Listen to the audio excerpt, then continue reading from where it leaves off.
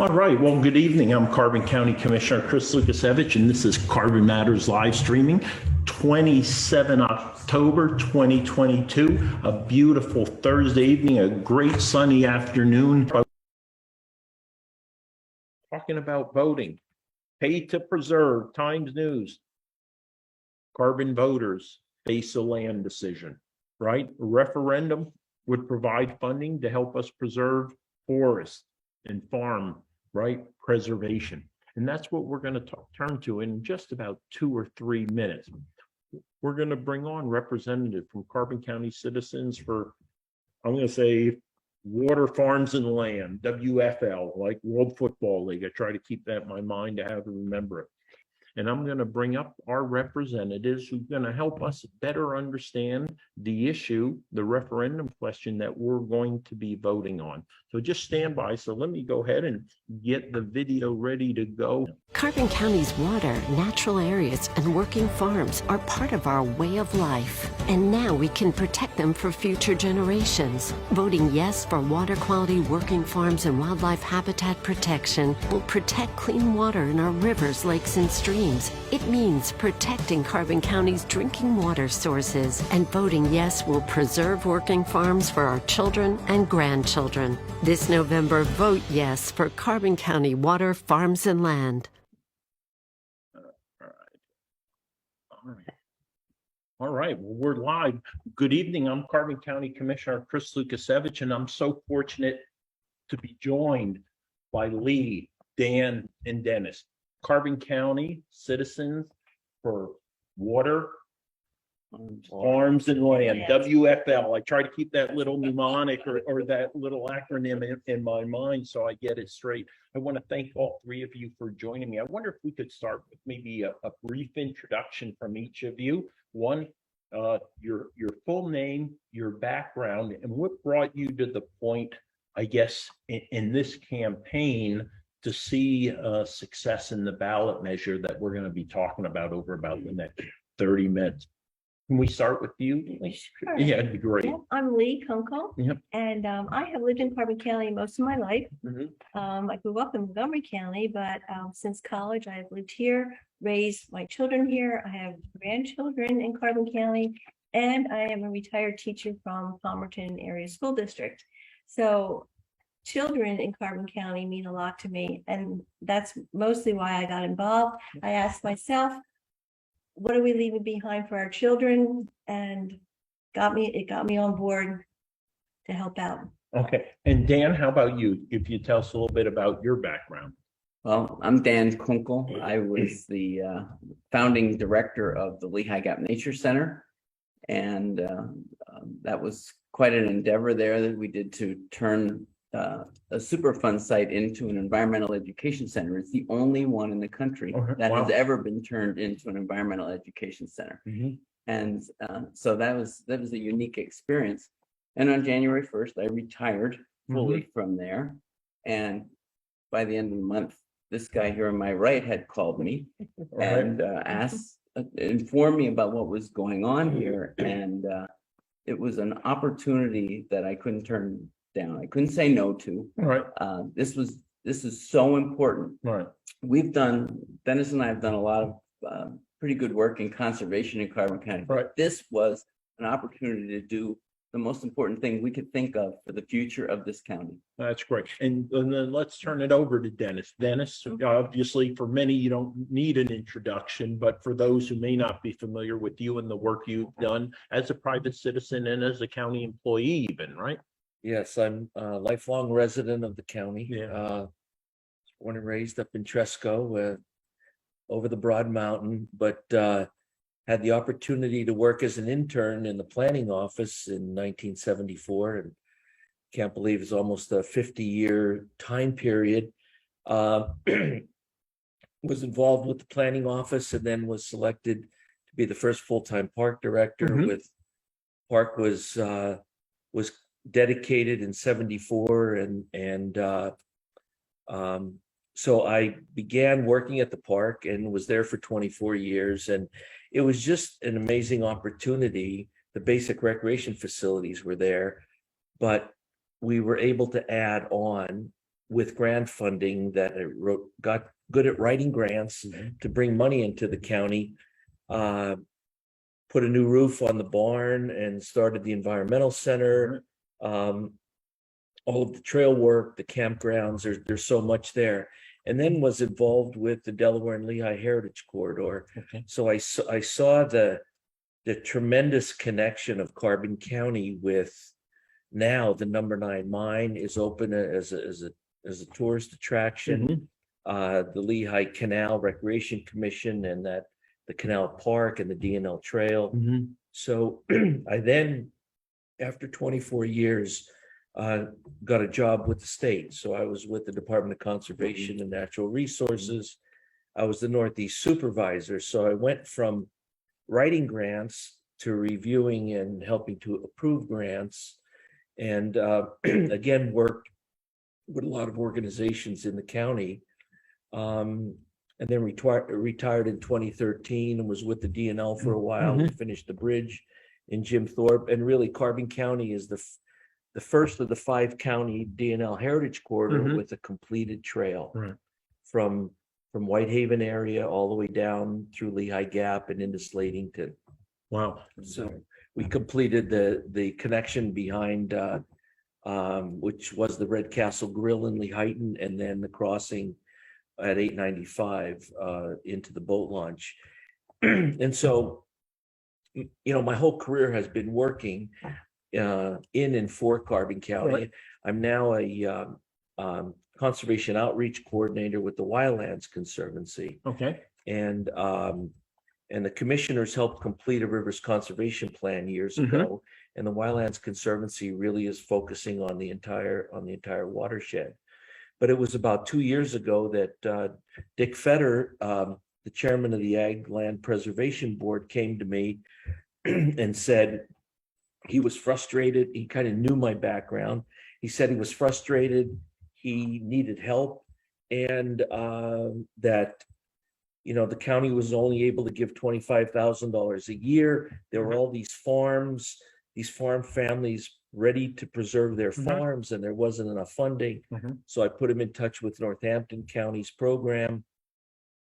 And then we did the financing feasibility study, as you know, and really the commissioners took that bold action in 27 January of this year to sign a resolution to put this on the ballot. Well, we're going to go back a little bit. No, that's a great lead-in and great context, and it's clear to see how your background leads to a passion that you continue to serve and pursue, and I think that's wonderful. So I'm gonna take you back to May of 2019. Sergeant Major retired Mary Ann Llewellyn. She's out talking to people about posting campaign signs. She runs into this, let me use the term, this farmer up there behind the 443, the turnpike, happens to be Dick. He goes, well, this person you're campaigning for, what does he think about ag land preservation? She goes, well, why don't you give him a call and find out? So Dick gives me a call. I tell him what I think about ag land preservation, what we need to do. And obviously I know, Kenny Bonds and the farm right up the road here. And we had a good conversation. Then about March of 20, COVID is kicking in. I reach out to Heritage Conservancy. I don't know, Chris Kearns, Jeff Marshall. Right. Brought them to an ag land preservation board. We held it out at Mock Chunk Lake Park under one of the pavilions because of that. We started talking and we brought him in because we're trying to figure out, how could we increase our ag land preservation resources? And part of it was talking a bit about, a ballot initiative. And he said, you know what, I'll tell you who you should probably talk to. And he said, your name.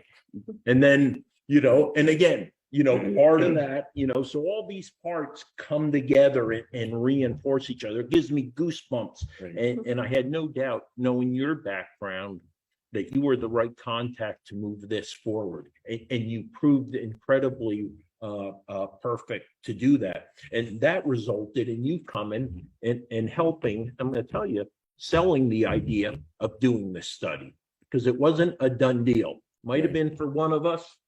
maybe for two of us, but not necessarily for all three of us. Again, you only need two, but again, nonetheless, your presence and your background, your gravitas, your bona fides helped sell getting this done and bringing together the county and three different other organizations to make this a reality. And I'm going to start with you, Dennis. If you could talk a little bit about this study that was published in March of 2021, and it was presented publicly, and we have made it available and continue to make it available so people understand really the ballot measure. I continue to push out. But can you talk a little bit about what went into this study and what was its ultimate purpose, and then the results? And then we'll start talking a little bit about, what was the end result of this, which really is the ballot initiative. Right. I mean, the first of all, when you're working on a project of this scale, you go to the experts, and with my work with DCNR, I knew of the work of the Trust for Public Land that works on these initiatives throughout the country and has helped complete 10 different counties in Pennsylvania, and to successfully pass ballot initiatives. So obviously the simple question is the county able to take on this $10 million in debt? And so this entire study was to go very much in depth as to the debt service of the county, the budget of the county, and the capabilities of the county to prove that it's feasible and it can be done. Can you talk a little bit about the makeup, the composition of Carbon County now as it comes to preserve, protected land versus developed land? About 1/3 of the county is already protected. Okay. And with state parks, with game lands. And again, and I should have brought it in with me tonight, that the county comprehensive plan and greenway plan really looks at about another 30,000 acres of forested lands that could potentially be connected.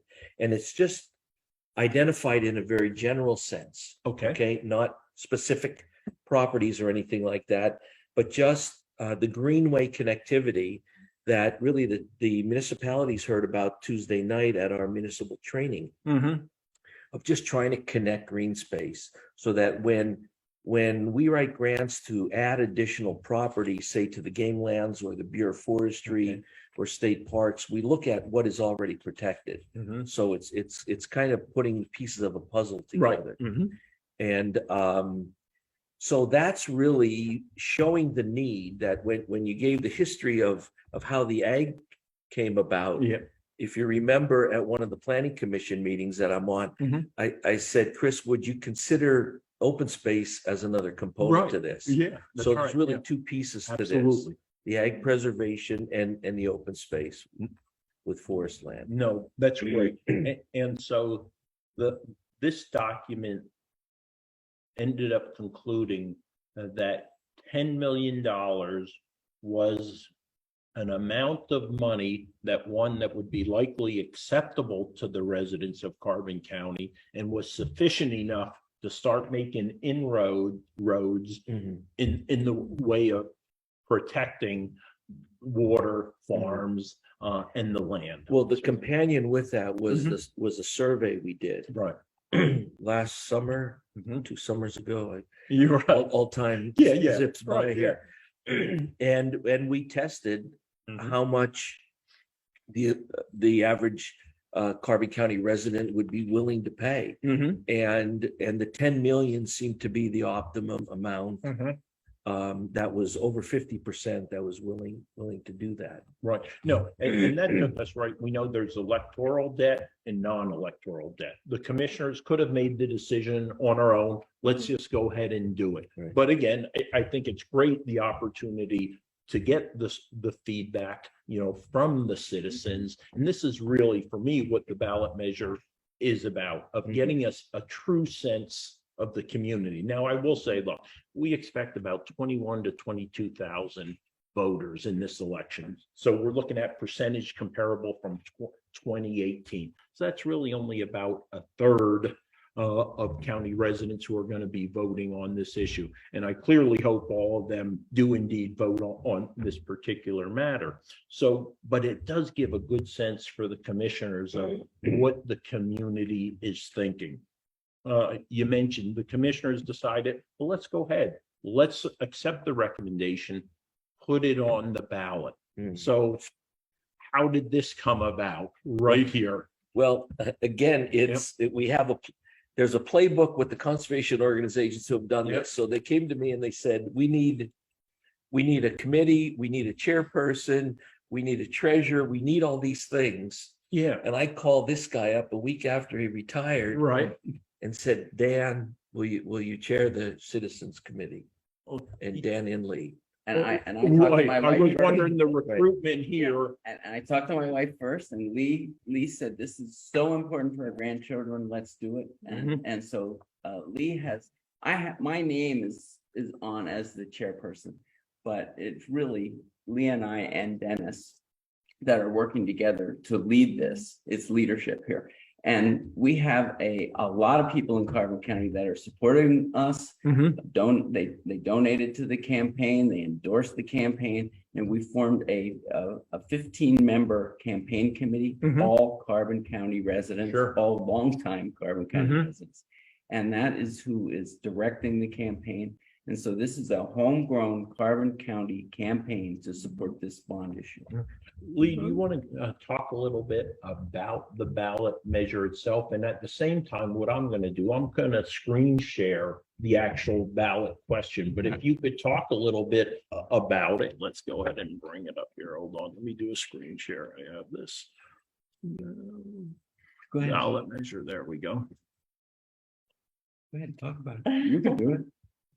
I usually don't talk about the ballot measure. I usually just talk about the impact it has on children. Well, let's talk about that. Go ahead, start there. We have met so many wonderful people in Carbon County talking about, informing people about the ballot measure, telling them that we want people to be aware, first of all, that's going to be on the ballot, so they don't forget to flip over the ballot and answer the question. Basically, we're asking people if they would support the county borrowing up to $10 million, which would not be borrowed all at once and at the same time. Right.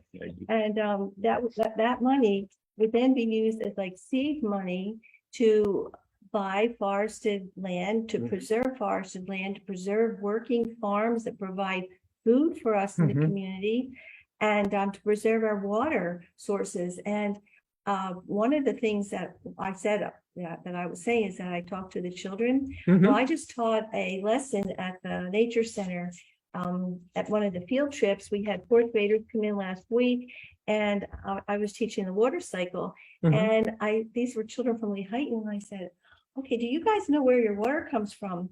And some of them said, the sewer. All right. The river. Pipes. And I said, well, you're all kind of close, maybe the sewer one, but actually your water in the borough of Lehighton comes from a reservoir that is protected by forested land. The streams that feed into this reservoir is protected by forested land, which keeps the water clean. And I said, so what do you guys think? Should we keep our forests? They're like, well, yeah, of course we want to do that. So basically that's been my involvement talking to the kids. Well, interesting you mentioned, so Lehighton Water Authority. So as my daughter Molly and I each evening about 7 o'clock sit on that couch right there, look out that window, and we look up on top of Bear Mountain, we're looking at Lehighton Water Authority property, and that helps feed and protect, purify, and ensure that water it is clean. And our waterways all over the county need that kind of protection, and that's one of the things we hope to do with this funding. And I think something Lee said was really important. This is seed money.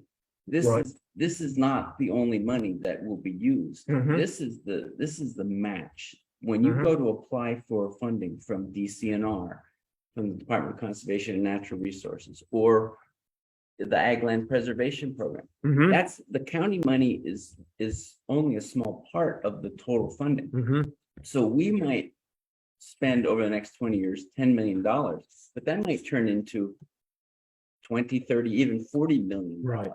Because the ag preservation program, as much as 80% comes from the state and only 20% from the county at times.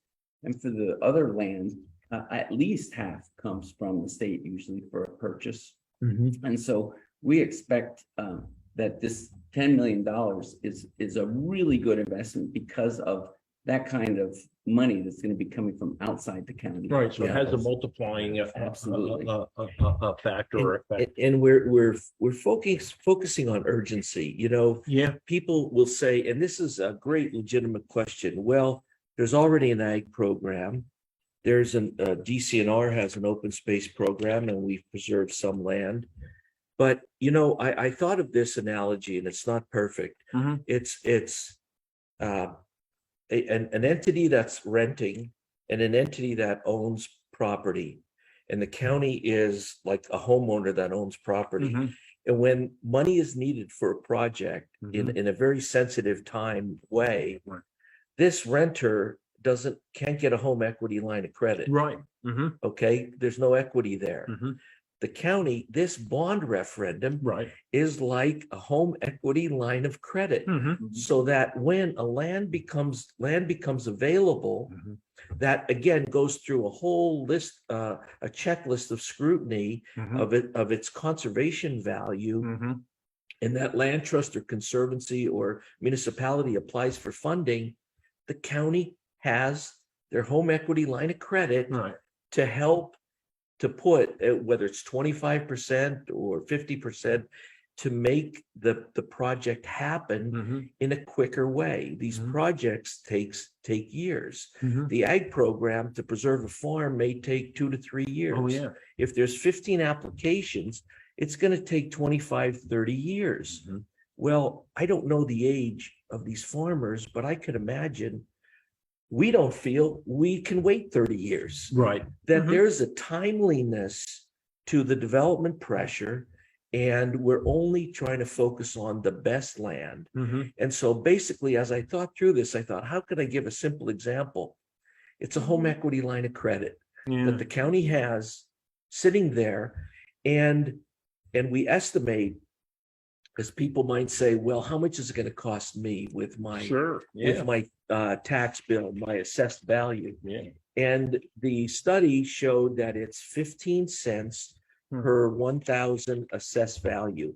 Now and again, that is, we're assuming very conservative and kind of worst case scenario, Mhm. because we use we say $21, $21.50, or $22 a year. Right. That's if we borrowed all the money. All 10 million in right. one fell swoop. I looked at my Mhm. neighborhood in Franklin Township, and it would be $12 to $15 based on our assessed value of a 2-acre lot and a nice home. Yeah. But that's if we borrowed the 10 million. Right. So to me, within the next 5 years, there could be a $3 to $5 need for the debt service that the Right. county would need. Yeah. And for us, when you think about how quickly you drop $3 to $5, It's a coffee. On It really is. right. It's a specialty coffee. right? So Yeah, I'm not diminishing the impact. Nobody wants to see a Right. tax increase, but this is so de minimis to the impact Mhm. that it will have and the opportunity the county will have. No, and let me just pause there for those who are tuning in, right? So we're talking about assessed property value. And if you are a property taxpayer in Carbon County, what I would encourage you to do, if you don't have your tax statement with your assessed value, you could go on the Carbon County property hub, through the GIS mapping office, and you can pull out your property record. And on the upper left corner, it'll give you your assessed value. Let's say it's $100,000, right? As Dennis was saying, for each $1,000 in value, for example, if it was a $5 million bond issue that was taken out, it'd be 7 cents for every $1,000 Right. of that. value, right? So real simple to figure out exactly how it impacts you, right? It was nice throwing out the $22 for an average home, 149,000, stuff like that. That's a good ballpark figure. But if you want to know exactly what it might cost you, be it the full $10 million measure, that's the way you go ahead and figure that one out. Now, I'd encourage you to do that because each of us have to make decisions based upon our financial situation and balance that against what sacrifices we want to make. And it may just be eliminating one coffee, one bagel a month, right? And you'll be able to kind of contribute today and to the future. And talking about the future, I want to talk, I know on social media, I'm seeing this little stuffed animal showing up a little bit, right? Yeah, and I was surprised I was going to have him said here. So talk a little bit about that, right? Ricky Raccoon has been, Ricky the referendum raccoon has been Right. traveling all over Carbon County, getting his picture taken at iconic and beautiful places. And there are so many beautiful places in Carbon County. Right. And he's having a blast. He's going to be at a very special place next week. We just had him out doing some photo shoots. Okay. And it's just really important for us in Carbon County. We're so proud of our county. Yes, we are. And it's our county and we want to take care of it, right? Everyone wants to take care of it. So we just want to remind people that of all the beauty around us. Yeah. I wonder if we could talk a little bit about, we've had a couple zoning information briefings, opportunities, engagements over the last couple of months. Talk about maybe how do we balance manufacturing? I mean, wouldn't we all love to have the zinc plant back? Or, we might for the jobs it provided, but talk about the balance between what we're trying to do, what's trying to be accomplished with the ballot measure, and then ensuring that, Carbon County residents aren't all traveling to the Lehigh Valley or up into Humboldt for good paying jobs that aren't simply service industry. Well, I'd like to start that and then others can chime in. Yeah. I think it's about looking at what we would like this county to look like 20 years from now, and not just allow whatever happens happen, but to try to control the trajectory of development so we can direct the development to the places that it should be and that will benefit the county residents without destroying our natural resources. Our boroughs need help. There's a lot of places that we could fill in development, but if we keep sprawling out, we can destroy the very thing that makes the quality of life in Carbon County so special. And so we would like to see the best places preserved and for us to be in control of where the development goes. We want development, but we want it to go at the right places. So it doesn't harm our natural resources and degrade our future. Because there seems to be a lot of pressure seen, I think all of us believe in alternative energy. I'm a big believer in energy independence, but there has to be a balanced portfolio. It's just like you always hear about investments. You want a balanced portfolio. There seems to have been recently in the last 3 years, maybe going back about 4.5 years, a lot of pressure on our natural environment from alternative energy companies, right? Wind turbines, two potential sites, right? Penn Forest Township up in Packard Township. We're seeing pressure from solar farms. Now we have one of the biggest solar farms east of the Mississippi, right up here in Nesquahoning, but now we're seeing additional, because of the incentives that are being provided, it seems like we're seeing additional pressure, from things that we say are green, yet they could have the adverse effect, or they offset maybe the gains or values about that. How do we fit in alternative energies into what we're trying to preserve and protect? I mean, and this is something that just came to mind as we've got municipalities have to zone for all uses, right? And we're just trying to strike a balance between what we call gray infrastructure, which is development, and green infrastructure. Okay. And I guess we focus on the open space side, really forested lands that the county has a natural heritage inventory that maybe not a lot of people know about. to look at protecting species of special concern. We want to really protect those high value trout streams. Right. They're just kind of holding their own, and we don't want to see them degraded. Yeah.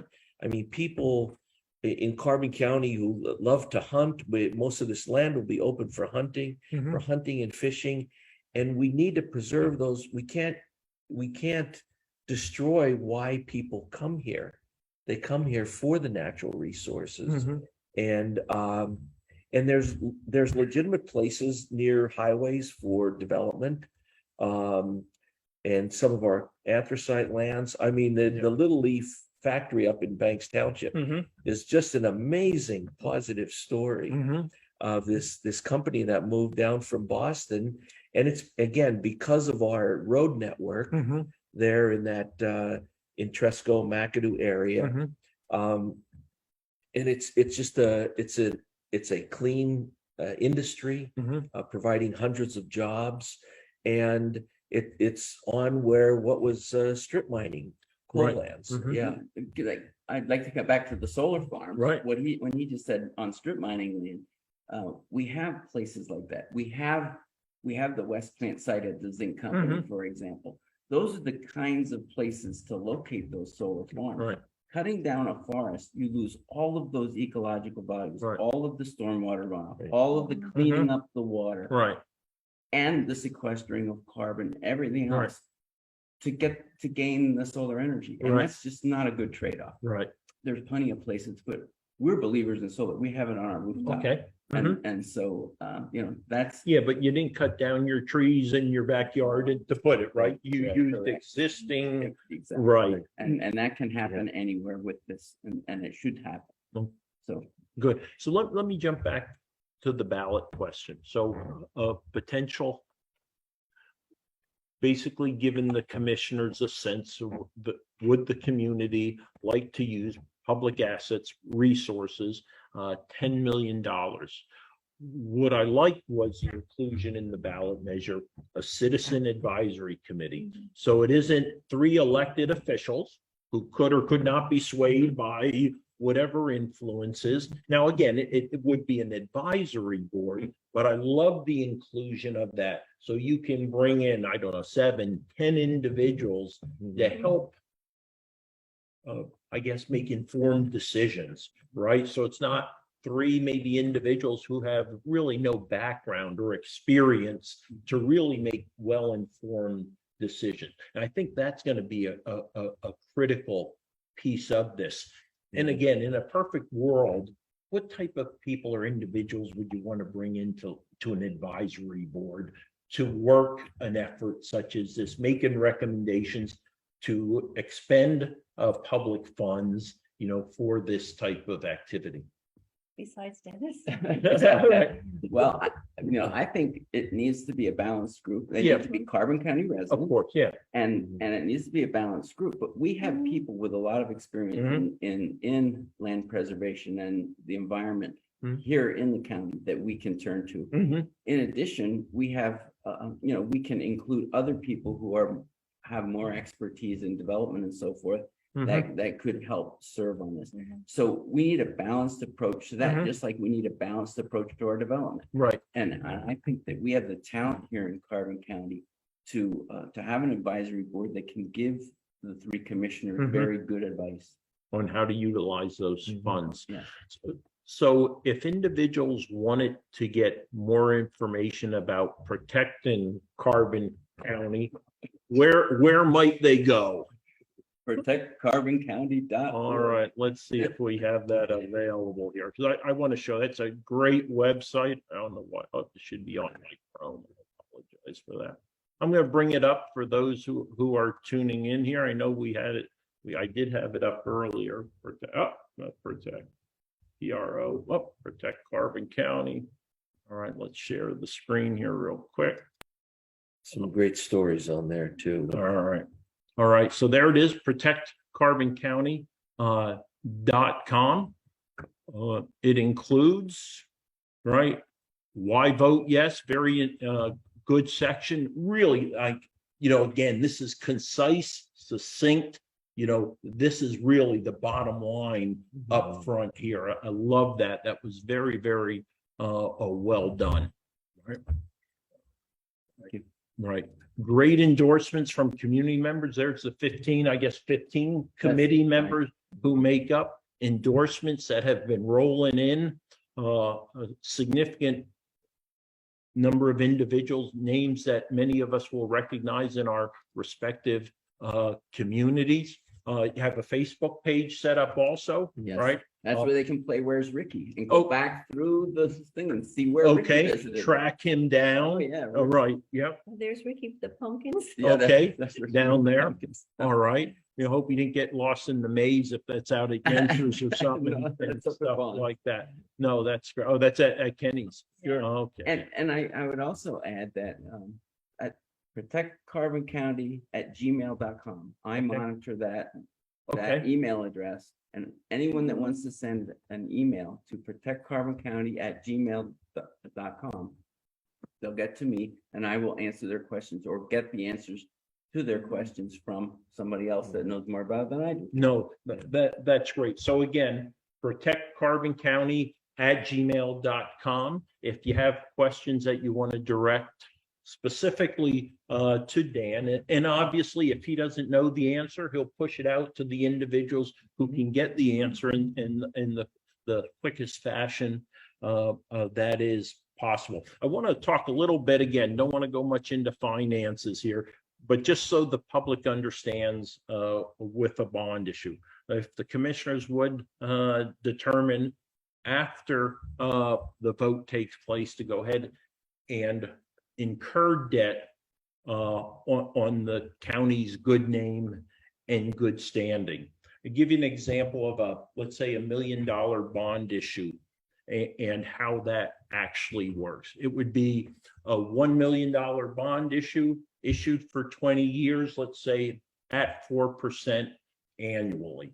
So every year, what would be happen? An individual or an organization would actually buy that debt on the market. If they bought all $1 million worth of those bonds, they would get every year for 20 years 4% return on that. Right. And normally what happens with bond issues, right? So you have, again, I hate to talk economics, but you should know this, right? You have par value. So that's the face value of the bond. And then you have the coupon rate. And that's the interest rate. $1 million bond, 4% interest, running $40,000 a year. And what normally happens for those types of bond, you actually get that interest twice a year. So that 40,000, an individual would get 20,000 at 6 months and 20,000 at the 12-month mark. But then at the end of the 20 years, they're also getting the face value or the par value of that back. So again, right, we're the county or we, right, are paying interest on those bonds during the time of those bonds. And we're looking at 20-year bond issuance.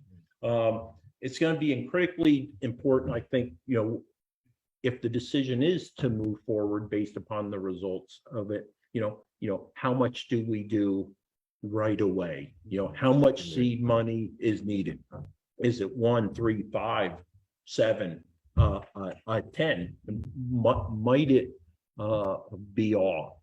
I don't suspect that would be the case currently, but we do have to do a pretty good chunk and have that available. And I love what you're saying. You got to have that sitting there so you can strike when the opportunity presents itself. Because I think we all realize there are properties worth preserving today. There are properties that are under threat today, and we don't really have the resources to jump in there and protect them. I've been talking to Dennis about one property recently, and while I think the county might have the funds to help protect it, I would have hoped there was somewhere else we could go for a little bit more help, but help just like that just isn't there unless you have that money sitting there. So as we get ready to wrap up, a few last comments, statements that you'd like to make to the public who are getting ready to go out make a decision on this ballot measure. And I think, again, we want to emphasize as you go to your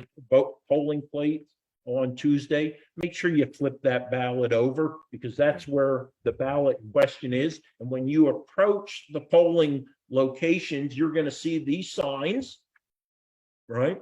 Vote yes for the referendum question on the back of the ballot, right? We're talking about protecting water quality, working farms, wildlife habitat, right? It's for this generation and it's for future generations. So but you got to go out there and vote, and you got to mark with a black, right, Sharpie, one of those yes or no's, right? Right. Because these children here, we don't want them to have to say to their children or grandchildren, I remember when there used to be a beautiful farm here, or there used to be a forest here, or we used to have clean water.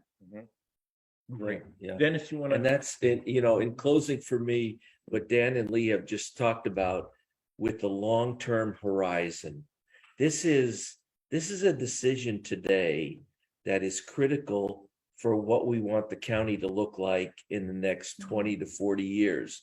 And, I think, as I think of all the work I've been involved in, there can be somewhat of a complacency. We've all played in the woods, we've all hiked, we've all fished and hunted, and we just assume it will always be there.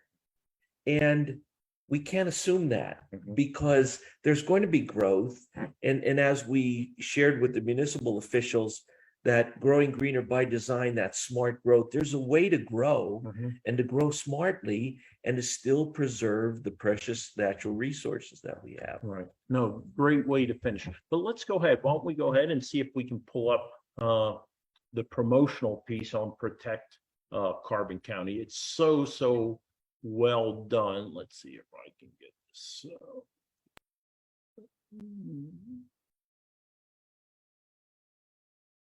Carbon County's water, natural areas, and working farms are part of our way of life. And now we can protect them for future generations. Voting yes for water quality, working farms, and wildlife habitat protection will protect clean water in our rivers, lakes, and streams. It means protecting Carbon County's drinking water sources. And voting yes will preserve working farms for our children and grandchildren. This November, vote yes for Carbon County water, farms, and land.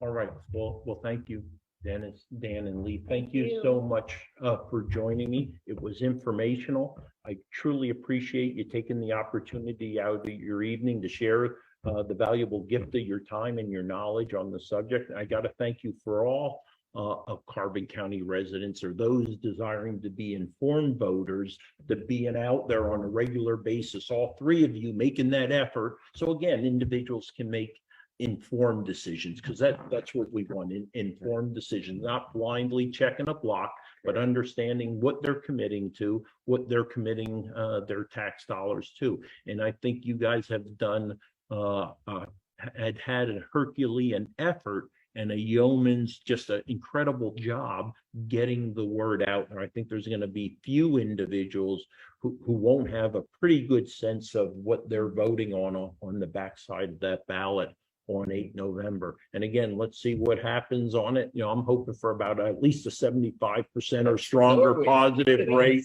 and I'm hoping it's even stronger. So there is no question one way or another, should we move ahead with this? We do need to do it. Again, I am no greenie, right? And again, but I love the outdoors, hunting, fish, and playing in it. And our natural environment in Carbon County is under threat, both externally and internally, unfortunately, and we need to protect that and find that critical balance to ensure, individuals who come to our community love and enjoy it, and we continue to be a magnet or become a much stronger magnet for bringing our youth back, after they go off to see the world and make a difference, right? I'd like to say one more thing. Yeah, of course. We have traveled this county. It's been a privilege. Mhm. And we've talked to all kinds of people Mhm. all over the county. Mhm. And I have to tell you that we have a polarized country today.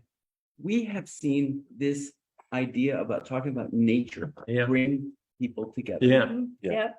Doesn't matter what your political Yeah. affiliation.